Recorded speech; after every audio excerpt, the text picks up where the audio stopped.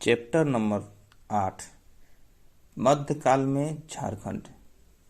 मध्यकाल के दो भाग, पूर्व मध्यकाल, उत्तर मध्यकाल। पूर्व मध्यकाल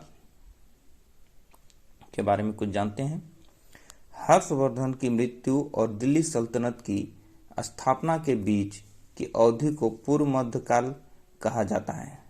झारखंड राज्य का संबंध पूर्व मध्यकाल से भी रहा है। महामाया मंदिर गुमला।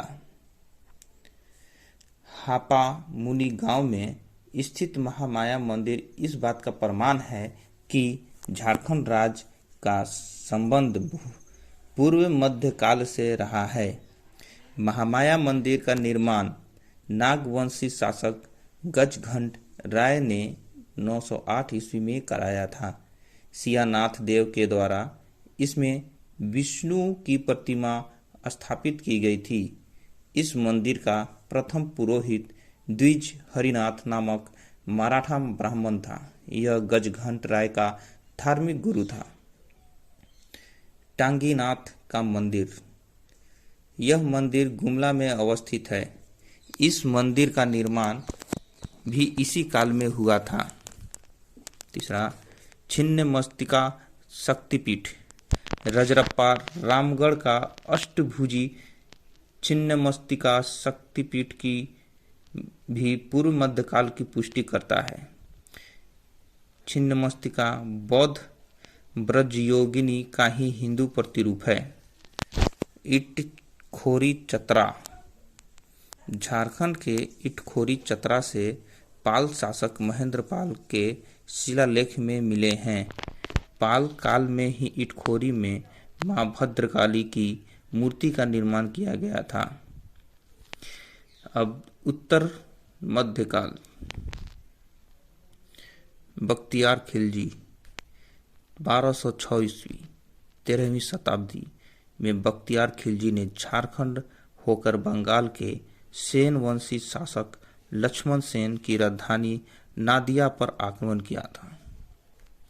गुलाम वंश के इल्तुतमिश और बलबन के समय झारखंड इनके प्रभाव से मुक्त था, क्योंकि उस समय का नागवंशी राजा हरिकर्ण प्रभावशाली और शक्तिशाली था। अलाउद्दीन खिलजी। अलाउद्दीन खिलजी ने 1310 ईस्वी में अपने सेनापति छज्जू मलिक को नागवंशी राज्य पर विजय प्राप्त करने हेतु भेजा था। अलाउद्दीन खिलजी के सेनापति छज्जू मलिक ने नागवंशी शासक को कर देने के लिए विवश किया। अलाउद्दीन खिलजी का सेनापति मलिक काफूर दक्षिण भारत के विषय अभियान पर जाते समय झारखंड से गुजरा था। नागवंशी राजा फनी मुकुट राय व बेनुकर्ण ने अलाउद्दीन खिलजी की अधीनता स्वीकार की थी। मोहम्मद बिन तुगलक। तुगलक वंश के शासक मोहम्मद बिन तुगलक का सेनापति मलियाक बया हजारीबाग क्षेत्र में चाई चांपा तक आ पहुंचा था, जबकि संताली स्रोत के अनुसार यह आक्रमण इब्राहिम अली के नेतृत्व में हुआ। इस आक्रमण के दौरान इब्राहिम अली द्वारा बिघा के किले पर अधिकार के बाद संथाल लोग अपने सरदार के साथ यहां से भाग गए। मलिक बया ने हजारीबाग के चाय किला को जीतकर फतेह खान दौरा के हवाले कर दिया था। मोहम्मद बिन तुगलक ने छज्जुद्दीन आजुमुल मुल्क को सातगांवा का शासक नियुक्त किया। तुगलक के काल में नागवंशी राजा हरिकर्ण था। फिरोज शाह तुगलक। फिरोज शाह तुगलक ने बंगाल के शासक शमसुद्दीन शाह को पराजित कर हजारीबाग के सतगांवा क्षेत्र पर विजय प्राप्त किया था। इसे अपने जीते हुए क्षेत्रों की राजधानी बनाया। लोधी वंश। लोधी वंश के सुल्तानों के प्रभाव से झारखंड लगभग मुक्त था। इस काल में छोटा नागपुर पर शासन करने वाले नागवंशी राजा प्रतापकर्ण, छत्रकर्ण एवं विराटकर्ण थे। लोधी वंश के समकालीन उड़ीसा के गजपति वंश का सामना झारखंड को करना पड़ा। कपिलेंद्र गजपति गजपति वंश का संस्थापक थे। उस समय दक्षिण पूर्वी भारत एक शक्तिशाली शासक था। उसने संथाल परगना तथा हजारीबाग को छोड़कर नागवंशी राज के बहुत बड़े भूभाग पर अपना प्रभाव स्थापित कर लिया। 1494 ईस्वी में सिकंदर लोदी के भय से जौनपुर के शासक हुसैन शाह सरकी ने झारखंड के साहेबगंज में शरण ली थी।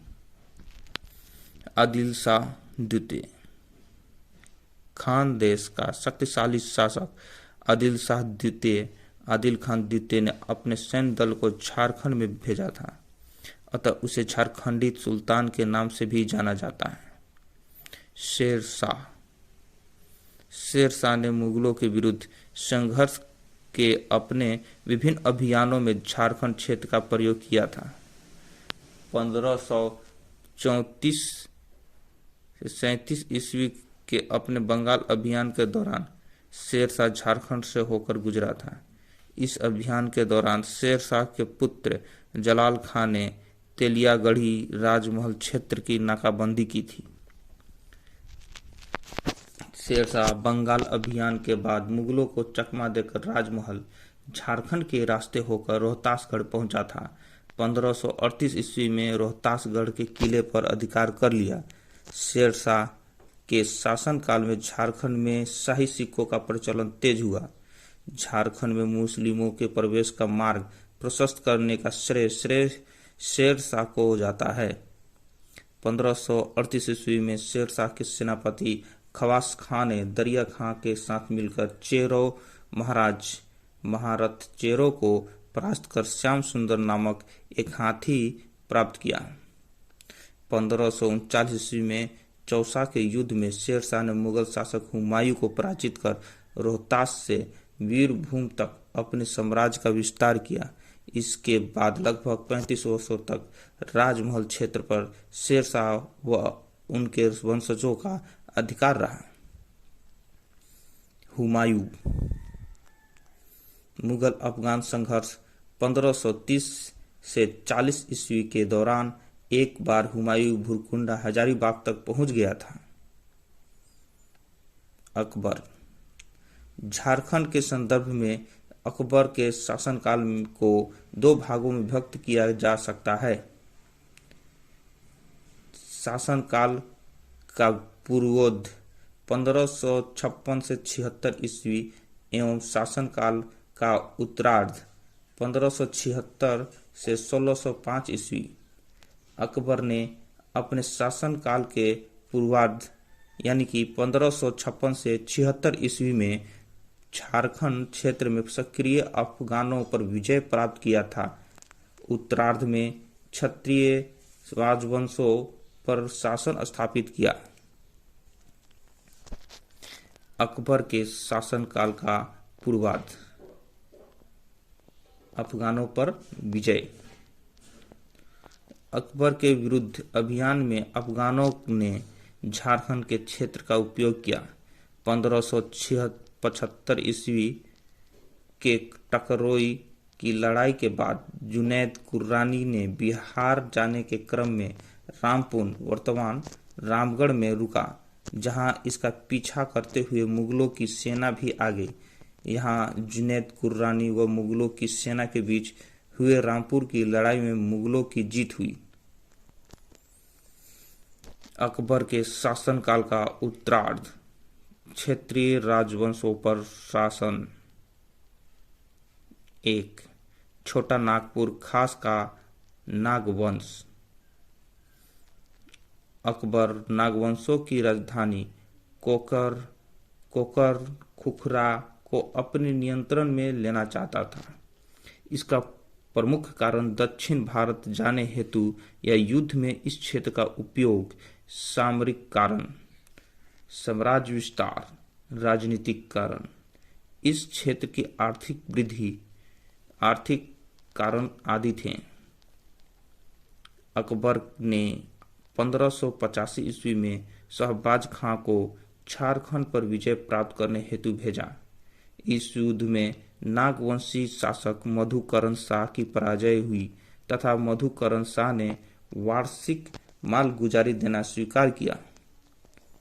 बाद में मधुकर शाह ने उड़ीसा के शासक कुतुल खां एवं उसके पुत्र निसार खां के विरुद्ध मुगल मनसबदार मानसिंह के अभियान 1590 से 92 ईस्वी में मुगलों के साथ दिया। दूसरा, पलामू का चेरो वंश 1589 ईस्वी में राजा मानसिंह को अकबर ने बिहार झारखंड का सूबेदार नियुक्त किया। मानसिंह ने 1590 ईस्वी में पलामू के चेरो राजा भागवत राय को पराजित कर मुगलों की अधीनता स्वीकार करने हेतु विवश कर दिया। पलामू के मुगलों की सेना नियुक्त करके भगवत राय को राजा बने रहने दिया। 1605 ईस्वी में अकबर की मृत्यु के बाद चेरो ने मुगलों की सेना को मार भगाया तथा पलामू पर पुनः अपनी सत्ता स्थापित कर ली। तीसरा, सिंहभूम का सिंह वंश 1592 ईस्वी में उड़ीसा अभियान हेतु जाते समय मानसिंह सिंहभूम क्षेत्र से होकर गुजरा। इस समय सिंहभूम के पोरहाट में सिंहवंशी राजा रणजीत सिंह का शासन था। मानसिंह ने इस दौरान रणजीत सिंह को मुगलों की अधीनता स्वीकार करने हेतु विवश कर दिया तथा उसे अपने अंगरक्षक दल में शामिल कर लिया। 1592 ईस्वी में ही मानसिंह ने राजमहल साहेबगंज को बंगाल की राजधानी बनाया। मानसिंह ने परकोटा व महल वाले नगरों का संयुक्त रूप से अकबर नगर नामकरण किया।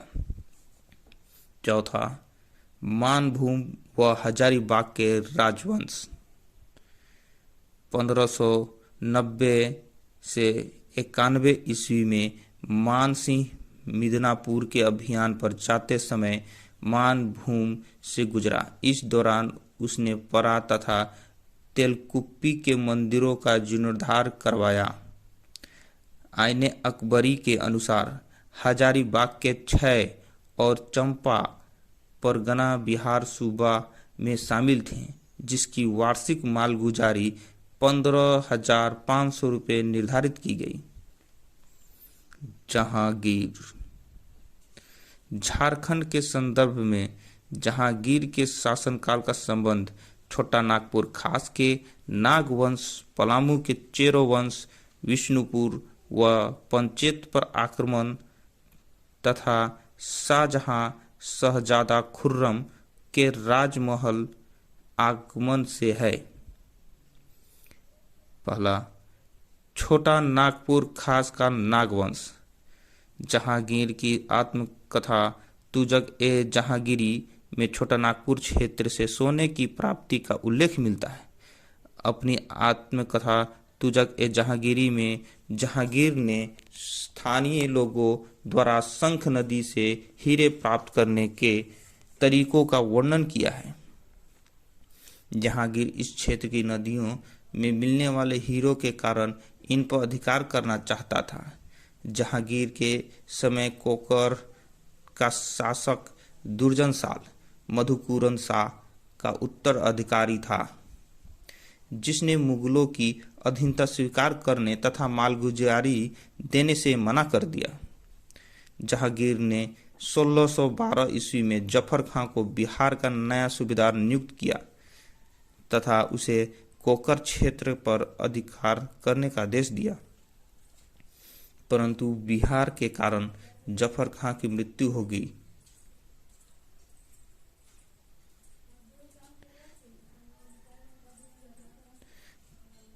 तथा जहांगीर की इच्छा अधूरी रह गई। जहांगीर ने 1615 ईस्वी में इब्राहिम खां को बिहार का सूबेदार नियुक्त किया तथा उसे कोकर झारखंड पर विजय प्राप्त करने हेतु भेजा। इस दौरान इब्राहिम खां ने इस क्षेत्र पर विजय प्राप्त कर लिया तथा हीरो के लिए प्रसिद्ध शंख नदी को अपने अधिकार में ले लिया। इब्राहिम खान ने नागवंशी राजा दुर्जन साल को मुगलों की अधीनता स्वीकार करने का आदेश दिया तथा इससे मना करने पर दुर्जन साल को 12 वर्ष तक 1615 से 27 तक ग्वालियर के किले में बंदी बनाकर रखा गया था। इस अभियान से जुड़े सभी व्यक्तियों को पुरस्कृत किया गया तथा इब्राहिम खां को फात जंग की उपाधि प्रदान करते हुए 4 हजारी मनसबदार बनाया गया। 1627 ईस्वी में जहांगीर के दरबार में एक हीरे की असलियत को लेकर विवाद हो गया। इन हीरों को परखने हेतु दुर्जन साल को ग्वालियर से शाही दरबार में बुला लिया गया। दुर्जन साल द्वारा हीरे की पहचान कर लेने के बाद जहांगीर ने खुश होकर दुर्जन साल को शाह की पदवी प्रदान करते हुए मुक्त कर दिया तथा उसका राज्य वापस कर दिया गया। इसके बदले दुर्जन साल ने मुगल शासक जहांगीर को 6,000 रुपये वार्षिक कर देना स्वीकार कर लिया। दूसरा, पलामू का चेरो वंश। 1607 ईस्वी में अबुल फजल के पुत्र अफजल खां को जहांगीर ने बिहार का सूबेदार नियुक्त किया। अफजल खां ने जहांगीर के आदेश से पलामू के चेरो राजाओं के विरुद्ध एक सैन्य अभियान चलाया।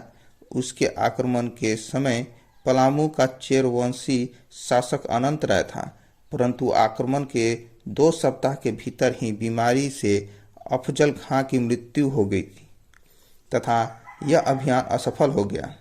1612 ईस्वी में अनंत राय की मृत्यु के पश्चात सहबल राय पलामू का शासक बना। इसने अपने राज का विस्तार सड़क आजम जीटी रोड पर चौपारण हजारीबाग तक कर लिया। सहबल राय बंगाल की ओर जाने वाले मुगल काफिलों को लूट लिया करता था। इससे शाह जहां नाराज हो गया तथा उसने सहबल राय को बंदी बनाकर दिल्ली लाने का आदेश दिया। जहांगीर ने अपने मनोरंजन हेतु सहबल राय को एक बाघ से लड़ने का आदेश दिया। इस लड़ाई में सहबल राय की मृत्यु हो गई। सहबल राय की मृत्यु का समाचार मिलते ही चेरों ने सीमावर्ती मुगल क्षेत्रों को उत्पात मचाना प्रारंभ कर दिया, जिसका मुगल अधिकारियों ने दमन कर दिया। विष्णुपुर व पंचेत पर आक्रमण। तीसरा, विष्णुपुर व पंचेत पर आक्रमण। जहांगीर के शासनकाल में मुगल सेना ने मानभूम के विष्णुपुर पर अधिकार करने में सफलता प्राप्त की। जहांगीर द्वारा 1607 ईस्वी में अफजल खां को बिहार का सूबेदार नियुक्त किया गया था। अफजल खां ने बंगाल के मुगल सूबेदार इस्लाम खां के साथ मिलकर पंचेत के जमींदार वीर हमीर को पराजित किया। खुर्रम शाहजहां का राजमहल आगमन। 4 नंबर, खुर्रम जहांगीर का पुत्र तथा दक्षिण भारत का मुगल सूबेदार था। खुर्रम ने 1622 ईस्वी में मुगल बादशाह जहांगीर के विरुद्ध विद्रोह कर दिया था तथा वर्धमान होते हुए राजमहल आ पहुंचा। खुर्रम ने राजमहल क्षेत्र में बंगाल के मुगल सूबेदार इब्राहिम खां को एक लड़ाई में मार दिया तथा राजमहल पर अधिकार कर लिया। बाद में मुगल बादशाह से सुलह होने के पश्चात खुर्रम पुनः दक्षिण भारत लौट गया। शाहजहां। झारखंड के संदर्भ में शाहजहां के शासनकाल का संबंध छोटा नागपुर के खास वंश, पलामू के चेरो वंश, सिंहभूम के सिंह वंश तथा अन्य क्षेत्रीय राजवंशों से है। 1 नंबर, छोटा नागपुर खास का नाग वंश। जहांगीर की बंदी के मुक्त होकर दुर्जन साल 1627 ईस्वी में अपनी राजधानी कोकर आया तथा 1640 ईस्वी तक यहाँ शासन किया। दुर्जन साल ने सुरक्षा की दृष्टि से अपनी राजधानी कोकर से दोईसा स्थानांतरित कर दी, जो लगभग 100 वर्ष तक नागवंशियों की राजधानी रहा। दुर्जन साल ने दोईसा में अनेक सुंदर भवनों का निर्माण करवाया, जिस पर मुगल स्थापत्य कला का स्पष्ट प्रभाव था। इस भवनों में नवरत्नगढ़ नामक महल सर्वाधिक महत्वपूर्ण भवन था। इस भवन में मुगलों से प्रभावित झरोखा दर्शन की भी व्यवस्था थी। दुर्जन साल की मृत्यु के उपरांत 1640 ईस्वी में रघुनाथ शाह 1640 से 90 ईस्वी तक नागवंशी शासक रहा। रघुनाथ शाह के शासनकाल में खानजादा मुगल सैन्य अधिकारी ने आक्रमण किया, जिससे परिणाम स्वरूप रघुनाथ शाह ने मुगल बादशाह को मालगुजारी देना स्वीकार करने के संधि कर ली। दूसरा, पलामू का चेरो वंश। शाहजहां के शासनकाल के समय पलामू का शासक प्रताप राय सहबल राय का उत्तराधिकारी था। यह अत्यंत शक्तिशाली एवं समृद्ध शासक था। 1632 ईस्वी में बिहार के मुगल सूबेदार अब्दुल्ला खान ने पलामू क्षेत्र की मालगुजारी को 1,36,000 रुपये कर दिया, जिसे देने हेतु प्रताप राय ने लोगों से अधिकाधिक धन वसूलने का प्रयास किया। मुगलों द्वारा मालगुजारी की राशि को निरंतर बढ़ाया जाता रहा, जिसके परिणाम स्वरूप प्रताप राय ने कर देना ही बंद कर दिया। शाहजहां ने शाइस्ता खां को बिहार का नया सूबेदार नियुक्त किया तथा पलामू पर अधिकार करने का आदेश दिया। शाइस्ता खां ने 1641 ईस्वी में पलामू के चेरो राज्य पर आक्रमण किया। प्रताप राय ने इस आक्रमण के बाद शाइस्ता खां से संधि करते हुए 80,000 रुपये देने व पटना में हाजिरी लगाना स्वीकार किया। 80,000 रुपये प्राप्त करके शाइस्ता खां 1622 ईस्वी में पटना लौट गया।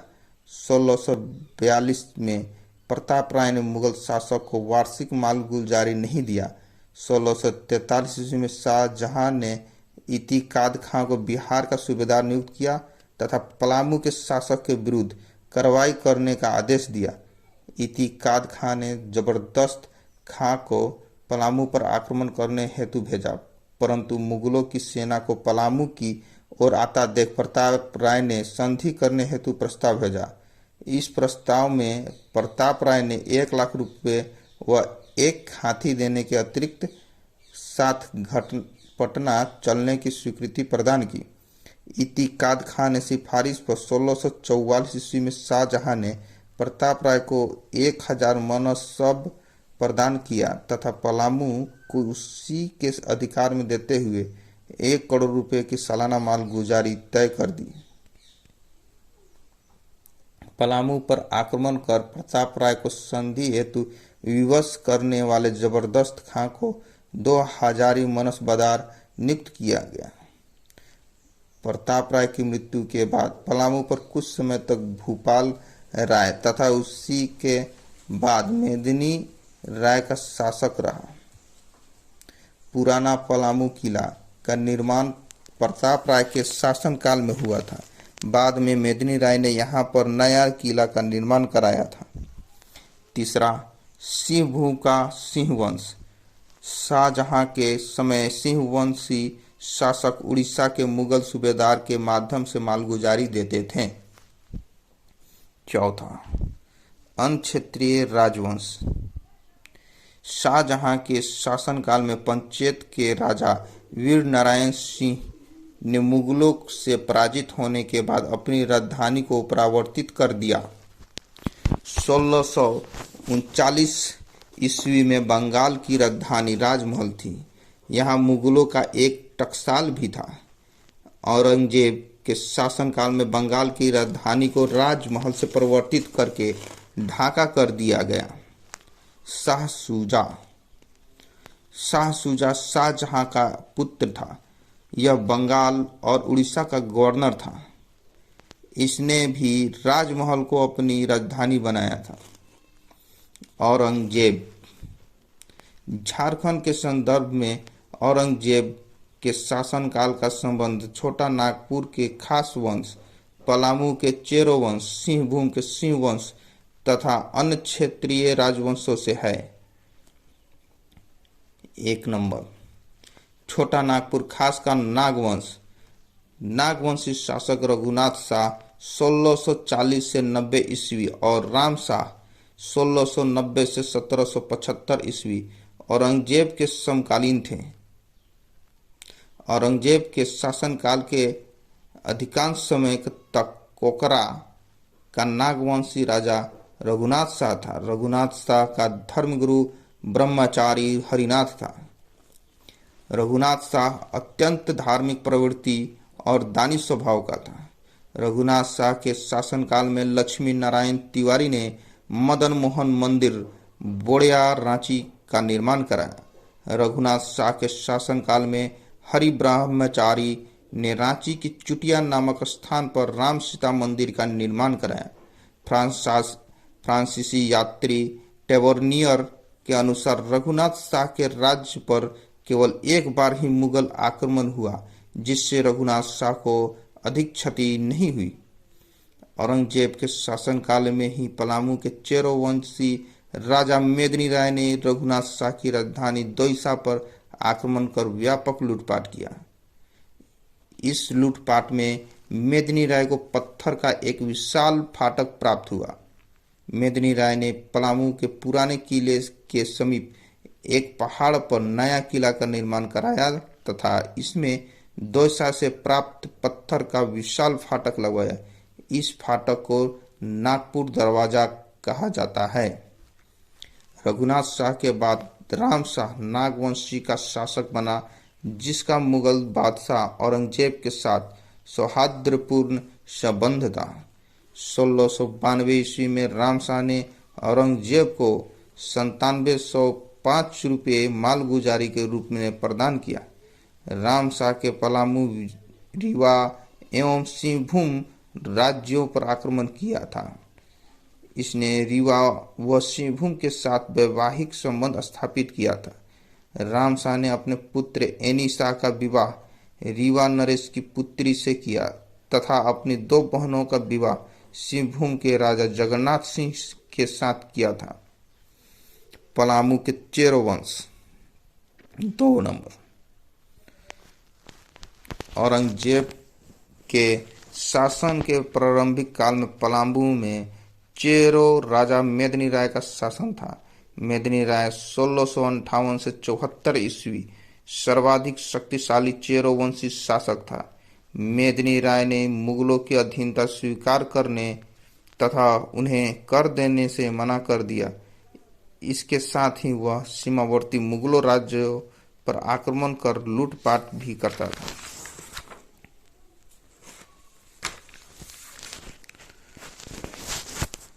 औरंगजेब ने अपने सूबेदार दाऊद खां को 1660 ईस्वी में पलामू पर आक्रमण करने व मेदिनी राय से कर वसूलने हेतु भेजा। 23 अप्रैल 1660 को दाऊद खां पटना चला तथा सबसे पहले दाऊद खां ने 5 मई 1660 को कोटी के किले तथा इसके बाद 3 जून 1660 को कुंडा के किले पर अधिकार कर लिया। कुंडा के शासक चुन राय ने पराजित होने के बाद इस्लाम धर्म स्वीकार कर लिया। इससे नाराज होकर मेदिनी राय ने के कहने पर सुरवर राय चुन राय के भाई ने चुन राय की हत्या कर दी। 25 अक्टूबर 1660 को दाऊद खान ने चेरो राज्य की राजधानी की ओर आक्रमण हेतु बढ़ा तथा 3 नवंबर 1660 को तरहसी पहुंचा। मेदिनी राय ने अपने मंत्री सूरत सिंह के माध्यम से तरहसी पहुंचे दाऊद खां को संधि का प्रस्ताव भेजा। दाऊद खान ने संधि के इस प्रस्ताव को सूचना औरंगजेब को भेजी तथा बादशाह का उत्तर आने तक युद्ध विराम की घोषणा कर दी। इसी बीच पलामू के राजा के कुछ लोगों ने मुगलों के एक काफिले को लूट लिया। इससे नाराज होकर दाऊद खां पलामू पर आक्रमण करने हेतु राजधानी तक आ गया। मेदिनी राय युद्ध की तैयारी करने लगा। इसी दौरान औरंगजेब ने मेदिनी राय को इस्लाम धर्म स्वीकारने और एक निश्चित दर से कर देने हेतु प्रस्ताव भेजा। इसे स्वीकार करने पर मेदिनी राय को उसके पद पर बने रहने देने का प्रस्ताव था। मेदिनी राय ने औरंगजेब का यह प्रस्ताव ठुकरा दिया तथा युद्ध की घोषणा कर दी। औरंगा नदी के तट पर स्थित नए किले के समीप मुगलों की सेना तथा मेदिनी राय के बीच युद्ध शुरू हो गया। इसमें अंग्रेजों की सेना भारी पड़ी तथा मेदिनी राय की सेना कमजोर पड़ने लगी।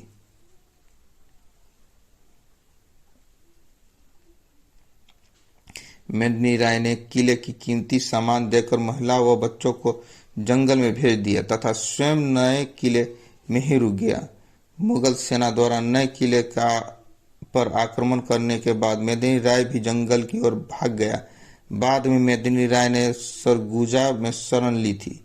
इस प्रकार पुराने व नए किले सहित चेरो राज्य पर मुगलों ने अधिकार कर लिया। कुछ समय बाद साहसी चेरों ने पुनः देवगन के लिए किले के पास मुगलों से युद्ध किया, परंतु दाऊद खां के एक सेनापति शेख साफी ने उन्हें पराजित कर इस किले पर भी कब्जा कर लिया। दाऊद खां ने पलामू पर विजय प्राप्त करने के बाद यहाँ प्रशासनिक व्यवस्था स्थापित करके मन कली खां को यहाँ का फौजदार नियुक्त कर दिया तथा स्वयं पटना लौट गया। दाऊद खां ने पलामू विजय समिति में पलामू किला में एक मस्जिद का निर्माण कराया था। दाऊद खां पटना लौटते समय पलामू किले का सिंह द्वार अपने साथ ले गया तथा उसे दाऊद नगर की अपनी गढ़ी में लगवा दिया।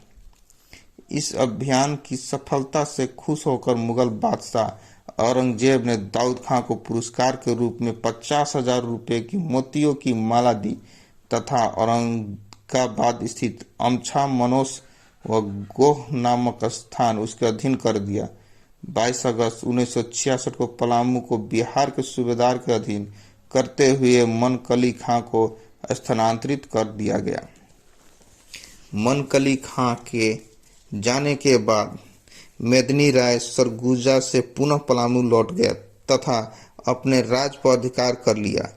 मेदिनी राय ने अपनी बुद्धिमत्तापूर्ण नीति के द्वारा शीघ्र ही पलामू राज्य की आर्थिक स्थिति को सुदृढ़ कर दिया। मेदिनी राय को न्यासी राजा की संज्ञा दी जाती है तथा मेदिनी राय के शासन काल को चेरो शासन का स्वर्ण युग की संज्ञा दी जाती थी। 1674 ईस्वी में मेदिनी राय की मृत्यु होगी। इसके बाद पलामू पर क्रमशः रुद्र राय 1674 से 80 ईस्वी, दिखपाल राय 1680 से 97 ईस्वी एवं साहेब राय 1697 से 1716 ईस्वी का शासन रहा। तीसरा, अन्य क्षेत्रीय राजवंश। औरंगजेब के शासन काल में हजारीबाग क्षेत्र में 5 प्रमुख राज्य रामगढ़, कुंडा, छय, केंदी व खड़गडीहा थे। इनमें रामगढ़ सर्वाधिक महत्वपूर्ण था। इस समय व इसके बाद 1667 से 1724 तक रामगढ़ का राजा दलेल सिंह था। 1670 ईस्वी में दलेल सिंह ने अपने राजधानी को बादाम से हटाकर रामगढ़ में स्थापित कर दी, क्योंकि बादाम मुस्लिम आक्रमणकारियों के मार्ग के बीच में स्थित था। दलेल सिंह ने चाय के शासक मगर खान को पराजित कर उसकी हत्या कर दी थी।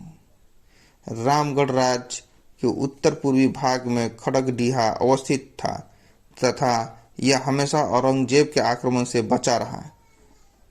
कुंडा राज्य की स्थापना औरंगजेब के एक अधिकारी राम सिंह ने की थी। 1669 ईस्वी में औरंगजेब ने राम सिंह के मराठा पिंडारियों से रक्षा हेतु बाबलतार, पिम्भूरी, बरवाडी व नागदर्रा की जिम्मेदारी प्रदान की। केंदी राज्य वर्तमान चतरा जिले में स्थित तथा जिसके पूर्व में 6 राज्य अवस्थित था।